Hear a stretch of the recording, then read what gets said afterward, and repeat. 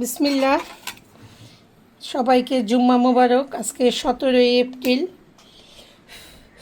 এই যে গরম গরম ধোয়া উঠানো গরম ভাত,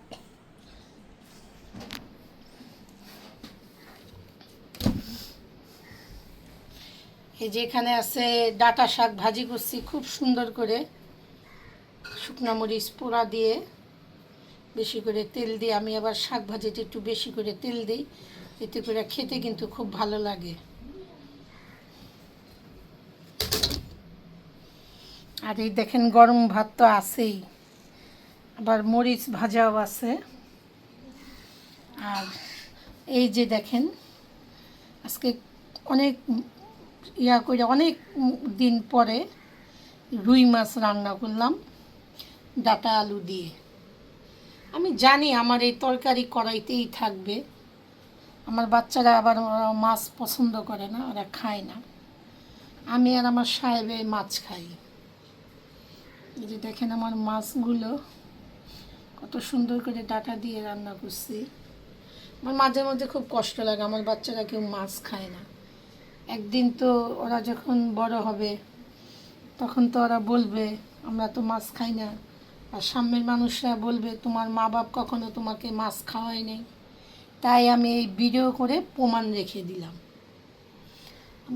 দেখছেন অনেক সুন্দর করে আজকে ডাঁটা দিয়ে রুই মাছ রান্না করছি। আর এই যে ডাঁটা শাক ভাজি। আর এই দেখেন কে কে পছন্দ করেন এরকম পোড়া পোড়া ডাল। এটা কালকে রান্না করছিলাম, আজকে অল্প একটু আসলো, সেটা পোড়া পোড়া করছি সুন্দর করে। আর এই যে কালকে লইট্টা শুটকির ভুনা তরকারি আছে এখনও।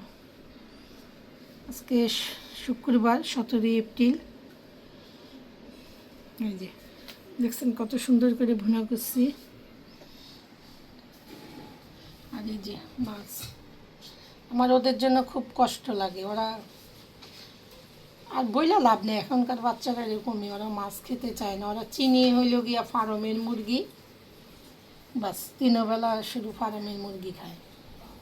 তাই তো ওদের মাথায় কোনো বুদ্ধি নেই, কোনো চিন্তা চেতনা নাই, কোনো ফিলিংস নাই।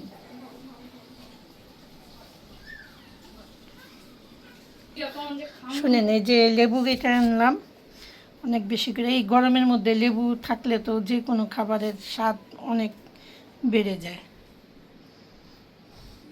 ভিডিওটা আর বড় করলাম না। আল্লাহ আপনাদের সবাইকে ভালো রাখুক, সুস্থ রাখুক, নিরাপদে রাখুক। আল্লাহ হাফিজ।